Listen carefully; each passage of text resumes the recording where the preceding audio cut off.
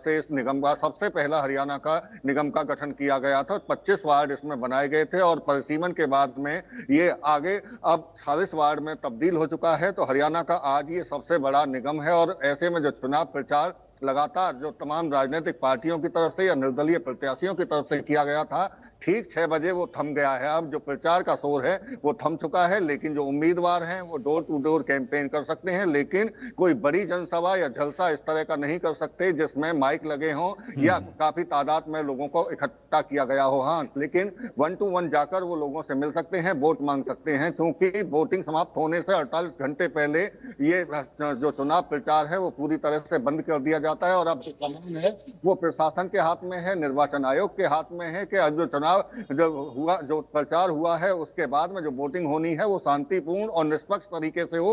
इसको लेकर तमाम तैयारी अब निर्वाचन आयोग की तरफ से की जा रही है। अगर फरीदाबाद की बात करें तो यहाँ शराब के ठेके बंद करने के आदेश जिला उपायुक्त की तरफ से पहले ही दे दिए गए थे। अब ठीक 6 बजे तमाम जो शराब के ठेके हैं वो बंद कर दिए गए हैं। इसके साथ साथ में बात करें तो जो स्टार कैंपेनर फरीदाबाद में प्रचार करने के लिए तमाम राजनीतिक पार्टियों के आए थे, उनको भी अब बाहर जाने के लिए बाकायदा बोल दिया गया है। तमाम जो होटल हैं उनको अब खंगाला जा रहा है कि कोई भी स्टार कैंपेनर जिले में ना रहे। ये तमाम जो बंदिशें हैं वो चुनाव आयोग की तरफ से लगा दी गई हैं। इसके साथ साथ में बात करें फरीदाबाद की तो 1302 बूथ पूरे फरीदाबाद में बनाए गए हैं और कल उनकी जो पोलिंग पार्टी है उनकी रवानगी की जाएगी ताकि समय पर वो पहुंच सके और रात को तमाम जो पोलिंग पार्टी है वो पोलिंग बूथ पर ही रहेंगी। और मैं एक तस्वीर आपको दिखा दूं, क्योंकि जिस तरह से जो चुनाव प्रचार बंद हुआ है उसके बाद में जो जिला निर्वाचन अधिकारी हैं डीसी विक्रम यादव, उनकी तरफ से तमाम अधिकारियों को यहाँ बुलाया गया था, एसडीएम बुलाए गए हैं, तमाम आरओ बुलाए गए हैं। और बात कोशिश करेंगे,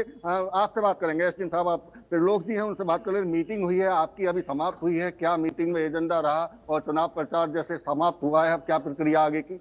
प्रक्रिया है, देखो कल हमारी जो है पोलिंग पार्टी अपनी पोलिंग स्टेशन पर पहुंच जाएंगे और हमने पूरे इंतजाम किए हैं और फ्री और फेयर इलेक्शन सुनिश्चित करेंगे। अगर कोई उल्लंघन करता है, चुनाव प्रचार जैसे बंद हो गया है अब 6 बजे, उसके बाद में उस पर क्या कार्रवाई हो सकती है? उसके खिलाफ देखो जो प्रावधान है हमारे पास चुनाव से संबंधित, उनके अनुसार उनका कार्रवाई। जो पोलिंग पार्टी है वो कब तक रवाना हो जाएंगी और कितने बूथ हैं? अगर आपके इलाके की भी बात करें तो जैसे मेरे पास 126 बूथ है, तो सुबह हमने 9 बजे बुलाया है, तो हम पूरी उनको ट्रेनिंग देके 12 बजे कोशिश करेंगे रवाना। निष्पक्ष चुनाव हो, क्योंकि निष्पक्ष चुनाव को लेकर तमाम राजनीतिक दल भी कई बार सवाल उठाते हैं, तो उसके लिए क्या प्रबंध? सारी हमने प्रक्रिया अभी तक जो भी अपनाई है बिल्कुल पूरी तरह से निष्पक्ष अपनाई है, चाहे हमारे मशीनों की कमीशनिंग रही हो, चाहे मॉक पोल वगैरह रहे हो, और आगे भी जो भी होगा सब बिल्कुल पारदर्शी तरीके से किया जाएगा। एक सवाल आखिरी आपसे, क्योंकि पोलिंग पार्टी आप कल रवाना की बात कर रहे हैं, पोलिंग पार्टी जो बूथ पर ही रुकेंगी, तो महिला जो स्टाफ है, महिला कर्मचारी है, क्या उन पर भी ये नियम लागू होगा या केवल पुरुष जो कर्मचारी हैं वही वहां रुकेंगे? महिला कर्मचारियों को वहां ठहरने की आवश्यकता नहीं है, वो अपने घर जा सकती है। वो तो सुबह अर्ली इन द मॉर्निंग 7 बजे के आसपास आ जाएंगे, क्योंकि उसी टाइम हमारा मॉक पोल स्टार्ट होना, 8 बजे हमारा एक्चुअल पोल स्टार्ट हो जाएगा। बिल्कुल, ये हमारे साथ में एसडीएम त्रिलोक चंद जो बड़कल विधानसभा से हैं और साफ तौर से उनकी तरफ से कहा गया है कि तमाम तरह की जो तैयारी है वो की जा चुकी है और ऐसे में कल जो पोलिंग पार्टी है बिल्कुल। तो कुल मिलाकर देवेंद्र, चूंकि अब आप लगातार अधिकारियों से भी बातचीत कर रहे हैं, जो लोग लगे हुए हैं चुनाव को पूरी तरह से फेयर कंडक्ट करवाने में, उनकी ओर से भी ये कहा जा रहा है कि इसको लेकर के तैयारियां पूरी हैं, वो ग्राउंड पर भी आप बता रहे हैं कि उस तरह से दिख रहा है। मैं रोहतक का भी रुख करता हूं, दिनेश कौशिक मेरे साथ रोहतक से भी जुड़े हुए हैं। दिनेश, रोहतक में किस तरह की तैयारी है? चूंकि आज चुनाव प्रचार का शोर थम गया, रोहतक बहुत महत्वपूर्ण निगम क्षेत्र है जिस पर सबकी निगाहें रहती हैं, क्या कुछ वहां पर नजर आ रहा है तैयारियों के भी लिहाज से, और किस तरह की सरगर्मी, किस तरह की गहमा गहमी वहां रोहतक में देखने को मिल रही है?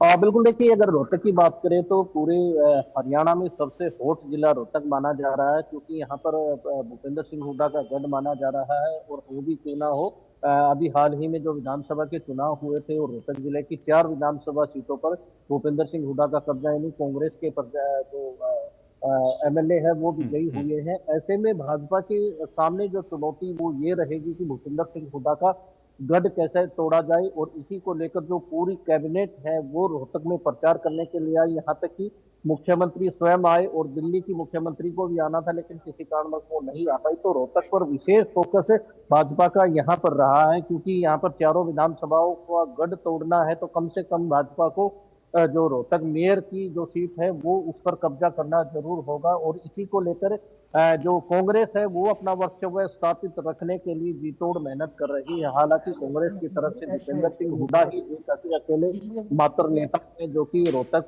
में जो 22 के 22 जो प्रत्याशी हैं उनके लिए प्रचार कर रहे थे, मेयर के लिए प्रचार कर रहे थे। इसके अलावा भाजपा की बात करें तो भाजपा में तमाम जो मंत्री है वो यहाँ पर प्रचार करने के लिए आए थे। तो कहीं ना कहीं रोहतक नगर निगम की बात करें तो 3,19,000 की समथिंग यहाँ पर जो मतदाता है जो अपने मत का सीधे तौर पर मेयर पद के लिए चुनाव करेंगे।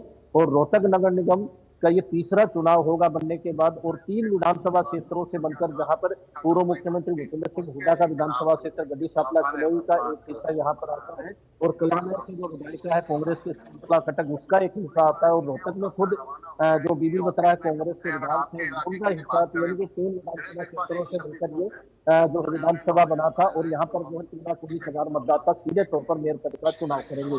यदि मेयर की बात करें तो 4 पार्टियों के मेयर यहाँ पर चुनाव लड़ रहे हैं। भाजपा और कांग्रेस में सीधे तौर पर मुकाबला। इसके अलावा इनेलो और आम आदमी पार्टी भी यहाँ पर चुनाव मैदान में है।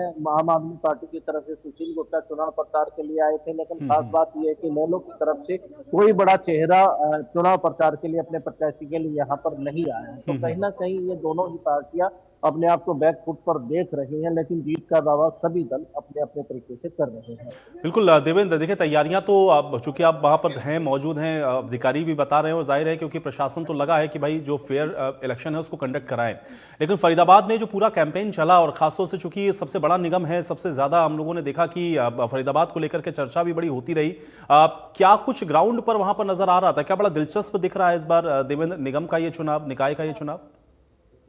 देखिए, अगर बात करें फरीदाबाद निगम की तो इसे ज्यादा दिलचस्प तो नहीं कहा जा सकता, क्योंकि जिस तरह अगर हम उम्मीदवारी को देखें तो भारतीय जनता पार्टी के तमाम नेताओं की तरफ से जिस तरह से यहाँ प्रचार किया गया, तो साफ तौर से उनकी तरफ से कहा गया कि जो ट्रिपल इंजन की सरकार है वो फरीदाबाद में भी बनने जा रही है। और इसके पीछे की एक वजह यह है कि पहली बार मेयर का सीधा चुनाव हो रहा है। लोग जो 13,70,000 जो मतदाता हैं वो 2 मार्च को मेयर के लिए और जो पार्षद हैं उनके लिए 2 ईवीएम मशीन होंगी, उनका वो बटन दबाकर वहां भविष्य तय करेंगे। लेकिन इसके साथ साथ में भारतीय जनता पार्टी की तरफ से जिस तरह से परवीन बत्रा जोशी को यहां उतारा गया, तो ऐसे में एक ऐसा चेहरा था जिसको लेकर तमाम जो भारतीय जनता पार्टी के जो चाहे कैबिनेट मंत्री हो चाहे विधायक हो, किसी में भी उनको लेकर कोई नाराजगी नहीं दिखी। तो ऐसे में तमाम भारतीय जनता पार्टी के नेताओं की तरफ से उनके लिए वोट मांगने का काम किया गया, प्रचार उनका किया गया।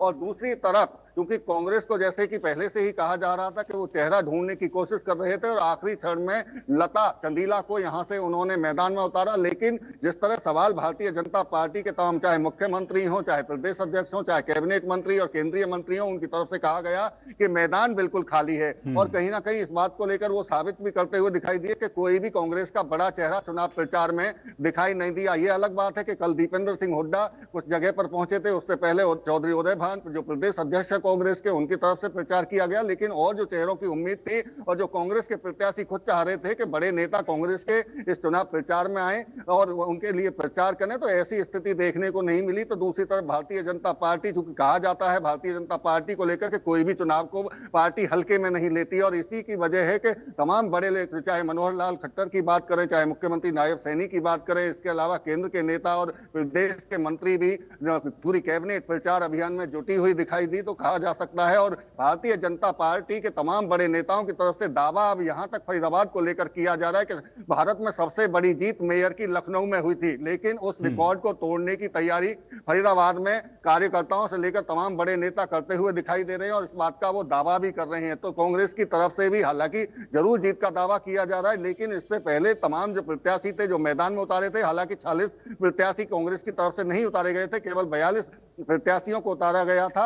इसके साथ साथ में उनकी तरफ से कहा जा रहा था कि अगर जो प्रत्याशी नहीं उतारे, अगर वहां से निर्दलीय तौर पर कोई जीत कर आता है तो वो कांग्रेस का होगा। ऐसी तमाम बयानबाजी जरूर कांग्रेस की तरफ से की गई, लेकिन भारतीय जनता पार्टी का पलड़ा कहीं ना कहीं चुनाव प्रचार में भारी दिखाई दिया। क्योंकि जो बड़ा निगम है, जैसा कि आप भी जिक्र कर रहे हैं और हम भी कह रहे हैं कि फरीदाबाद हरियाणा का सबसे बड़ा निगम है, तो ऐसे में तमाम जो बड़े भारतीय जनता पार्टी के नेता थे वो मैदान पर दिखाई दिए। बाकायदा संकल्प पत्र भारतीय जनता पार्टी की तरह से फरीदाबाद के लिए विकसित फरीदाबाद के नाम से तैयार किया गया, तमाम बिंदुओं को उसमें रखा गया। चाहे बिल्कुल, और अब यही देखना पड़ेगा देवेंद्र की अब ये जो संकल्प पत्र या ये जो आरोप प्रत्यारोप, या फिर हम लोग देख रहे थे कि जो कैंपेनिंग चली है, दरअसल फरीदाबाद निगम की जो जनता है, निगम क्षेत्र की या शहर की जो जनता है, उसने उसको किस नजरिए से देखा है। गुलशन भी इस बीच मेरे साथ जुड़ चुके हैं गुरुग्राम से। मैं गुलशन का भी रुख कर लेता हूं। गुलशन, अब चुनाव प्रचार का शोर थम चुका है और अब किस तरह से ग्राउंड पर जो तैयारियां हैं वो प्रशासनिक स्तर पर चुनाव को कंडक्ट कराने के लिए, और क्या कुछ सरगर्मियां राजनीतिक तौर पे वहां पे नजर आ रही हैं? गुलशन, अपडेट करें।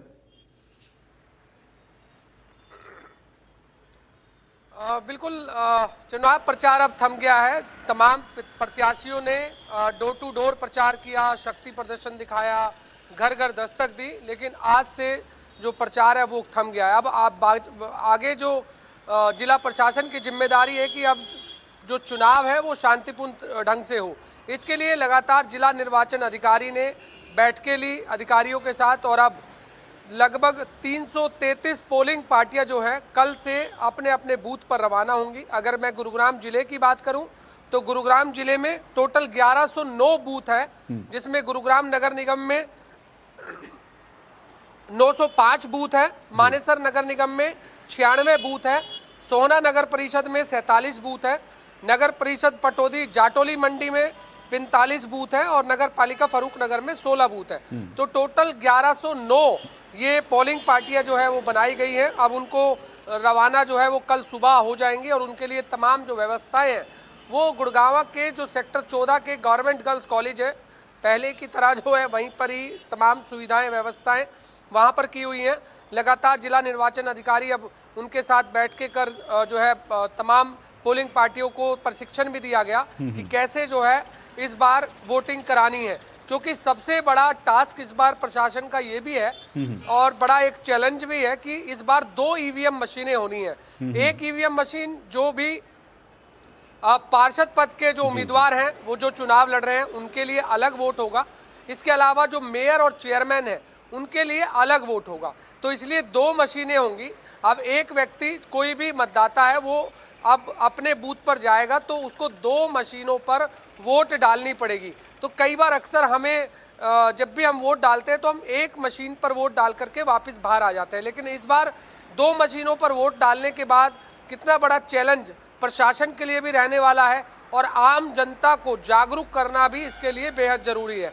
अब जिस तरह आपने प्रचार प्रसार की बात कही, हमने देखा कि इस बार चुनाव प्रचार में काफ़ी आपस में बयानबाजी भी देखने को मिली, क्योंकि बीजेपी जहां ट्रिपल इंजन की सरकार बनाने का दावा लगातार कर रही है, वो कह रहे हैं कि केंद्र में हम हैं, प्रदेश में हम हैं, तो अब लोकल बॉडी में भी हमें होना चाहिए, यानी छोटी सरकार में अगर हम होंगे तो विकास कार्य और ज़्यादा हो पाएंगे। कांग्रेस का कहना है कि ट्रिपल इंजन की जरूरत नहीं है, इस बार जनता सरकार चुन रही है, यानी जो लोकल बॉडी के लोकल मुद्दे होते हैं उसमें पार्टी और नेशनल पार्टी इनकी ज़रूरत नहीं होती है। जो लोकल चुनाव होते हैं, लोकल लोग होते हैं, उसी पर ही ये पूरा चुनाव लड़ा जाता है। लेकिन बहरहाल 36 वार्ड गुड़गांव नगर निगम में है, 36 के 36 वार्डों में बीजेपी ने अपनी टिकट दी और अपने सभी प्रत्याशियों को, लेकिन कांग्रेस के पास पूरे उम्मीदवार 36 वार्ड में नहीं थे। इसी तरह अगर मानेसर नगर निगम में कहें तो 20 वार्ड हैं, 20 वार्ड में बीजेपी ने टिकटें दी, लेकिन वहां पर कांग्रेस का एक भी उन्हें प्रत्याशी टिकट लेने के लिए नहीं मिला। तो कांग्रेस अपने आप में उनकी जो अपने अंदर की अंतर्कलह है वही उन्हें खराब कर रही है, इसलिए इस बार भी निकाय चुनाव में उनके पास प्रत्याशी नहीं मिले। बेशक बड़े नेता चुनाव प्रचार करने पहुंचे, लेकिन बीजेपी की तरफ से स्टार प्रचारकों की एक लंबी सूची थी, लेकिन कांग्रेस के पास स्टार प्रचारक नहीं थे, या वो इस बार इस निकाय चुनाव में वो नहीं दिखे। लेकिन अब इसमें बीजेपी जिस तरह से ट्रिपल इंजन की सरकार बनाने का जो दावा कर रही है, क्योंकि अक्सर हम देखते हैं कि जब भी लोकल बॉडी के चुनाव होते हैं, जिसकी भी प्रदेश में सरकार होती है उसी का ही मेयर चुना जाता है, उसी का ही पार्षद चुना जाता है, अक्सर हम देखते हैं। लेकिन इस बार मेयर डायरेक्ट तौर पर जनता चुन रही है, ये भी एक बड़ा सवाल है, क्योंकि पहले पार्षद के द्वारा मेयर चुना जाता था, लेकिन इस बार नहीं गुलशन, बिल्कुल आप मेयर ठीक जो कर रहे है हैं कि वो वो जनता बोर्ड पहले डायरेक्ट चुन लेते थे चुनेगी, और तय करते तो थे। अब इसलिए जनता दो को ये मशीनों तय का करना है इस्तेमाल जो है गुलशन, वो तो करना डायरेक्ट पड़ेगा। कैसे जनता उसको तय कर रही है या जनता के जहन में क्या था, इसलिए भी थोड़ा सा जो कैंपेनिंग है वो हम लोग को दूसरी तरह से दिखी है। देवेंद्र, क्या ये थोड़ा सा इंपैक्ट डाल रहा है? तो ट्रिपल इंजन वाला फैक्टर क्या वहां पर आपको लग रहा है कि जनता उसको थोड़ा सा समझ रही है या उसके हिसाब से वहां पर चीजें? और दूसरा ये कि इस बार आप अपने मेयर को भी डायरेक्ट चुन रहे हैं, जैसा कि गुलशन बता रहे हैं कि भाई अब 2 मशीनें होंगी, दोनों पर आपको अलग अलग जाकर के अपना जो मत है वो करना होगा कि भाई पार्षद के लिए आप किसको पसंद करते हैं या मेयर के लिए। तो ये चीजें क्या थोड़ा सा एक तो चुनावी कैंपेन में भी क्या आपको लग रहा है इस वजह से थोड़ी सी ज्यादा गहमा गहमी देखने को मिली, और ये कैसा असर डाल रही है? थोड़ा इसको और अपडेट करें देवेंद्र। निश्चित तौर से देखिए, इस बार राजनीतिक पार्टियों के लिए एक तरह से कहें तो दोहरी सी लड़ाई थी ये, कि एक तरफ जहां पार्षदों के लिए वोट मांगी जा रही थी तो मेयर के लिए अलग से हर वार्ड में वोट मांगने का काम किया गया था। और इसीलिए जो तमाम star campaigner Bharatiya Janata party के मैदान में थे, तो वहां जो मेयर प्रत्याशी हैं प्रवीण बत्रा जोशी, उनके साथ में हर वार्ड में जाने का उनकी तरफ से काम किया गया, क्योंकि उनको चेहरे को लेकर वहां लोगों के बीच में ले जाना था और लोगों से जो वोट मांगनी थी। एक तरफ जब पार्षद के उम्मीदवार के लिए वोट मांगी गई तो मेयर प्रत्याशी के लिए भी वोट मांगने का काम किया गया। क्योंकि पहली बार सीधा मेयर का चुनाव फरीदाबाद में होने जा रहा है, तो लोगों के जहन तक वो चीजें पहुंचानी भी बेहद जरूरी थी। और इसी के लिए भारतीय जनता पार्टी के तमाम बड़े नेता काम करते हुए फरीदाबाद में दिखाई भी दिए। और इसके साथ साथ में अगर कांग्रेस की बात करें तो कांग्रेस की तरफ से भी प्रचार प्रसार जरूर किया गया, लेकिन उस स्तर पर नहीं दिखा कि जनता उनकी तरफ अपना रुख दिखाए। लेकिन ट्रिपल इंजन की अगर सरकार की बात करें, जिस तरह से मेरे सहयोगी गुलशन ग्रोवर बता रहे थे, तो ऐसा संभवतः ऐसा ही रहता है कि जहां केंद्र में या प्रदेश में सरकार जिसकी होती है तो लोकल बॉडी में भी उन्हीं की सरकार होती है। अगर सरकार उनकी नहीं भी बनती है तो जोड़ तोड़ का भी काम कई बार हमने देखा है कि निगम के चुनावों के बाद में इस तरह का किया जाता है। लेकिन इस बार ऐसा पहली बार होगा कि जो दबाव की राजनीति छोटी सरकार में हुआ करती थी, पार्षदों का पाला बदलने का, जो क्योंकि पार्टी बदलने का नियम उन पर लागू नहीं होता है, तो ऐसे में कई बार ये दबाव की राजनीति हुआ करती थी। काम कराने को लेकर दबाव था कई तरह के बनाए जाते थे। लेकिन इस बार ऐसा होगा कि मेयर पर किसी तरह की कोई पार्षदों की तरफ से आंच आने की स्थिति नहीं होगी, क्योंकि सीधा चुनाव हुआ है और सीधे वो मेयर बनने जाएंगी। तो इसका सीधा सीधा सा असर होगा कि जो काम होंगे उसमें काम में शायद रफ्तार होगी, गति मिलेगी। क्योंकि अगर फरीदाबाद निगम की भी बात करें तो नगर निगम फरीदाबाद हमेशा से घाटे में रहा है और घाटे से उबारने के लिए भी कई तरह के कोशिशें करनी होंगी। भारतीय जनता पार्टी के प्रदेश अध्यक्ष मोहनलाल बड़ौली जब कल फरीदाबाद में थे तो मैंने उनसे यही पूछा था कि घाटे के निगम को कैसे उबारा जाएगा, क्या जनता पर टैक्स लगाया जाएगा? तो उनकी तरफ से कहा कि केंद्र और प्रदेश में भारतीय जनता पार्टी की सरकार है और निगम के काम कराने के लिए किसी भी तरह के पैसे की कोई कमी नहीं आने दी जाएगी। यानी कि सीधा सा मतलब यह है कि जनता के जहन में इन तमाम चीजों को ले जाने की भारतीय जनता पार्टी की तरफ से कोशिश की गई, एक मैसेज देने की कोशिश की गई और तमाम ऐसे मुद्दों को अपने संकल्प पत्र में उनकी तरफ से रखा गया जो जनता से बिल्कुल सीधे जुड़े हुए हैं, सीधे कनेक्ट करते हैं। तो स्मार्ट सिटी फरीदाबाद चूंकि पहले से ही स्मार्ट सिटी से घोषित किया गया था, तब उसे और स्मार्ट बनाने के लिए भारतीय जनता पार्टी बिल्कुल ठीक है। इसीलिए देवेंद्र मैंने कहा ना, क्योंकि ये जो मुद्दे थे या जो कैंपेनिंग चल रही थी, भाई वो जनता देख रही है कि उसमें उसको नया क्या नजर आ रहा है और दूसरा ये है कि वो किस हिसाब से वोटिंग करेगी। इसके लिए थोड़ा सा मुझे लगता है और इंतजार करना पड़ेगा। गुलशन, ये ट्रिपल इंजन वाला फैक्टर क्या आपको लग रहा है कि उस तरीके से दिख रहा है? क्योंकि जिसकी सरकार है लोग ये कहते हैं कि उसको थोड़ा सा निकाय के जो चुनाव है उसमें एज मिल जाता है, तो क्या वो फैक्टर? और दूसरा ये है क्योंकि हम लोगों ने देखा कि विधानसभा के तर्ज पर संकल्प पत्र या घोषणा पत्र भी बड़े स्पेसिफिकली जारी किए गए कि अलग अलग जो निगम क्षेत्र हैं वहां पर वो क्या डेवलपमेंट करने वाले हैं। क्या ये कनेक्ट कर रहा है जनता को गुलशन? देखिए बिल्कुल ये फैक्टर तो जरूर काम करेगा, क्योंकि प्रदेश में भाजपा की सरकार है और इस बार जिस तरह भाजपा ट्रिपल इंजन की सरकार बनाने का जो दावा कर रही है, जनता अक्सर उसी पार्टी के साथ चलती है जिस पार्टी की सत्ता में सरकार होती है। तो भाजपा को इसका जरूर फायदा मिलेगा और आने वाले समय में जब 12 मार्च को नतीजे आएंगे तो ये जरूर हम कहेंगे कि भाजपा के पक्ष में जरूर माहौल बनता हुआ नजर आएगा। क्योंकि जिस तरह आपने कहा कि इस नगर निकाय चुनाव के अंदर जो लोकल मुद्दे हैं, लोकल मुद्दों पर ही मैनिफेस्टो तैयार किया गया। क्योंकि बीजेपी ने इससे पहले गुरुग्राम के गुरु कमल में बैठक भी की थी और उस बैठक में हर उस विषय पर चर्चा की गई जो लोकल मुद्दों से जुड़ा हुआ विषय है। उसमें बड़े बड़े नेता भी मौजूद रहे, मुख्यमंत्री स्वयं रहे, प्रदेश अध्यक्ष रहे, संगठन मंत्री रहे, कई सांसद उसमें रहे। इसके अलावा मंत्री उसमें रहे, तो अपने अपने क्षेत्र के जो जो भी लोकल मुद्दे थे, क्योंकि लोग सीवर की समस्या हो, पानी की समस्या हो, सड़क की समस्या हो, या इस तरह की कोई मूलभूत सुविधाओं की बात हो, प्रॉपर्टी टैक्स की बात हो, प्रॉपर्टी आईडी की बात हो, या आज हम देखते हैं कि लोकल चुनावों में जो लोकल खासकर गली मोहल्लों के मुद्दे होते हैं उन्हें अक्सर जो विधानसभा चुनाव में नहीं गिना जाता है, तो इस लोकल चुनाव में उन मुद्दों को भी गिना जाता है। तो इसलिए मैनिफेस्टो जो संकल्प पत्र बीजेपी ने तैयार किया था वो उसी लोकल मुद्दों पर तैयार किया कि जो लोकल मुद्दे ग्राउंड जीरो से जुड़े हुए हैं। अब ऐसे में उनको इम्प्लीमेंट करना एक बड़ी चुनौती रहती है। अक्सर हम देखते हैं कि मैनिफेस्टो जारी कर दिए जाते हैं, लेकिन उनको धरातल पर उतारना सरकार के लिए भी बड़ी चुनौती